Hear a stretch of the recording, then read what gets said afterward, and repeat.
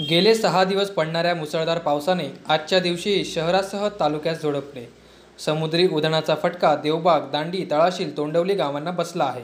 नद्यांच्या पाण्याने धोक्याची पातळी ओलांडल्याने त्याचा फटका मसुरेतील खोतजुवा तसेच लगतच्या बेटांना बसला. खोतजुवा बेटावरील सुमारे 28 घरांना पाण्याने वेढा घातला असून ग्रामस्थांच्या जीवितास धोका निर्माण झाला. आपत्कालीन यंत्रणेशी स्थानिक ग्रामस्थांनी संपर्क साधून याबाबतची माहिती दिली, मात्र संबंधित यंत्रणेकडून कोणताही प्रतिसाद मिळाला नसल्याचे ग्रामस्थांनी सांगितले.